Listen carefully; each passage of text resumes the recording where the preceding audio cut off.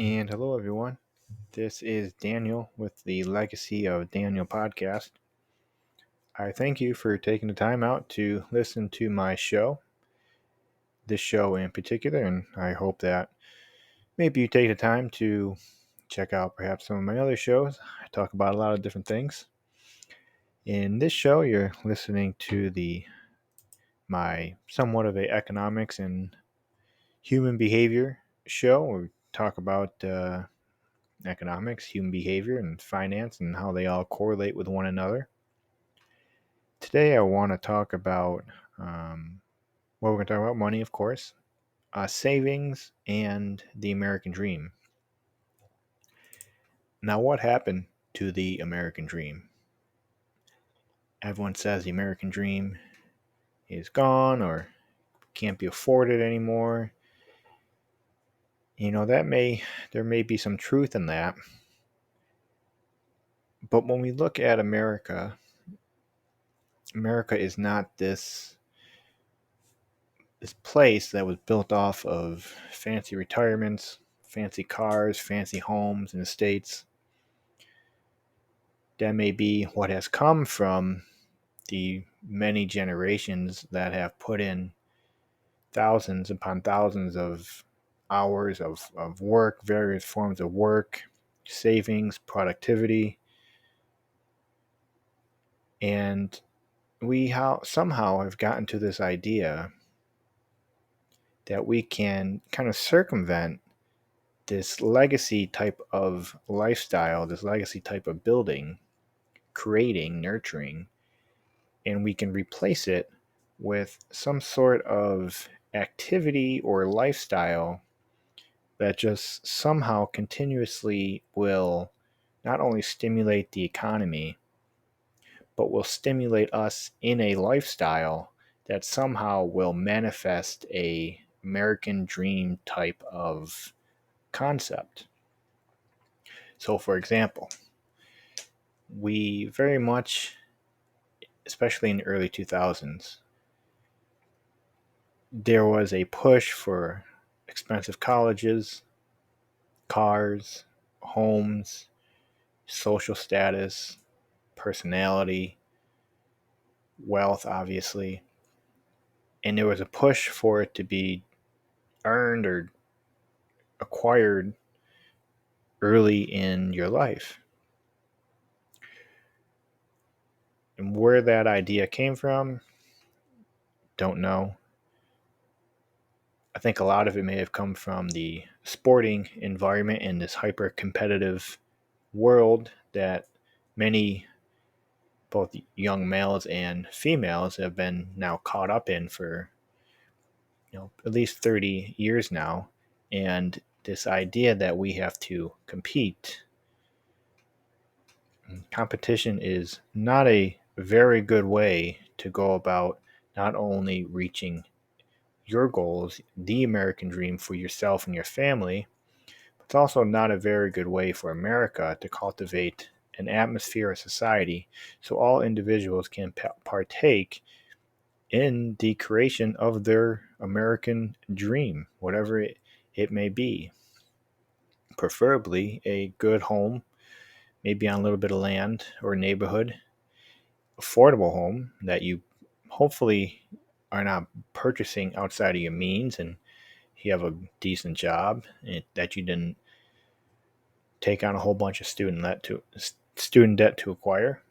But that's seems like the only way to the dream these days, or which kind of began in the early 2000s. And so how do we get back to the American dream? Well, I think we have to understand money differently.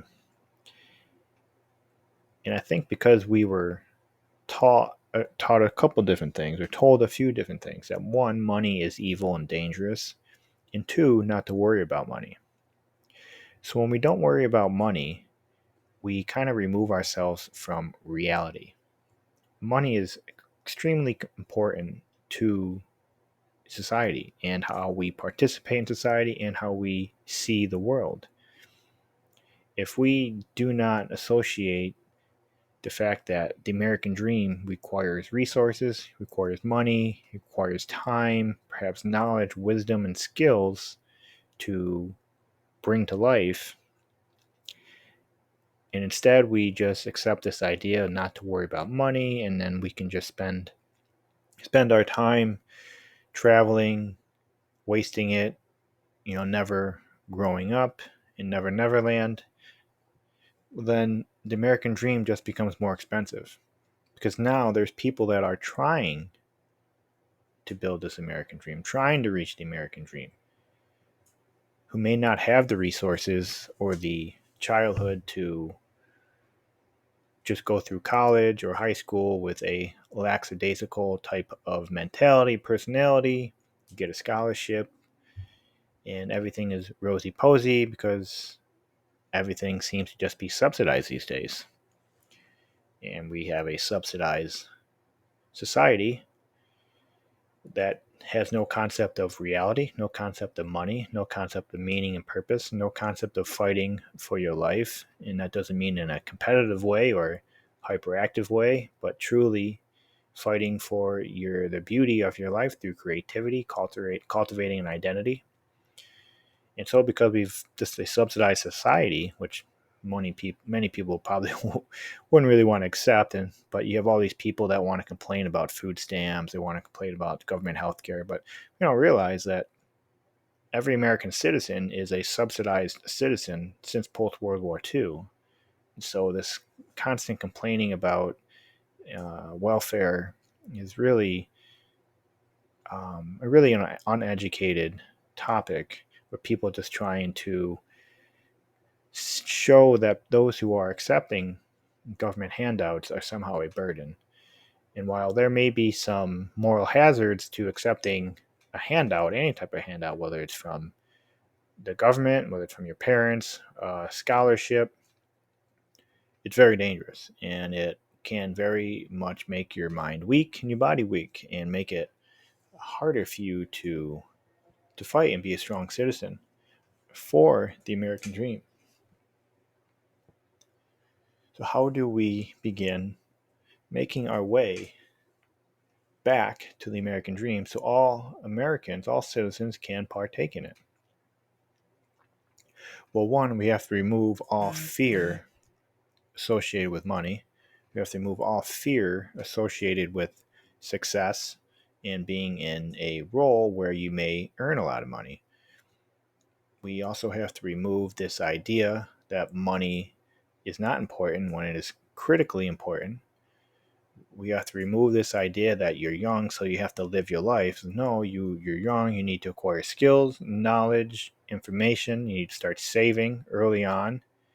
You need to be a critical member, a pillar in your family, in your community, and help drive this engine, this dream for the American dream, so it can happen, so it can appear, it can begin living not only physically but in the minds of people. And as it begins to live in the minds of the Americans, it starts to grow on them, and they can see it, and they can become enlightened by it, and they can now have the motivation, the courage to begin taking the necessary steps to turn about their life onto a different way, hopefully financially, seeing the financial world differently, seeing their life different, making different changes so that perhaps they are saving more money, not spending as much money, not buying big purchases when they can't afford it or they don't need it.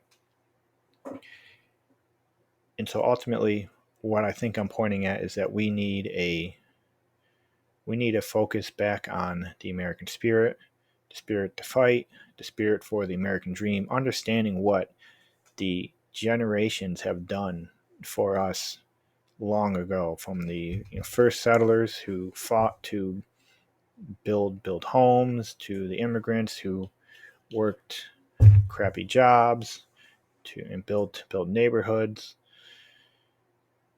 to the soldiers of World War II. There is a huge legacy that we are completely forsaking at the moment.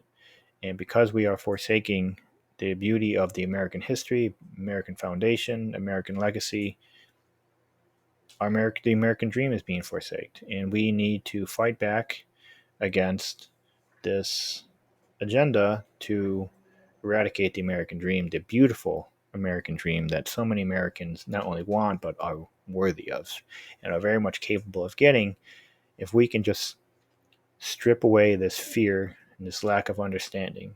Strip away the fear of money, strip away the fear of success, strip away these ideologies that you're young so that you have to just go live your life and one day everything's just going to come together. That is not how life works. You have to take responsibility, start acquiring knowledge on the financial world, start saving, get a job, use 401k, fight for that American dream.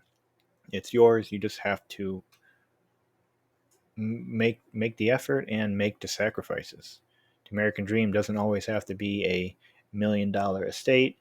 It can be a $50,000 to $100,000 home on a small plot of land where you can start your family.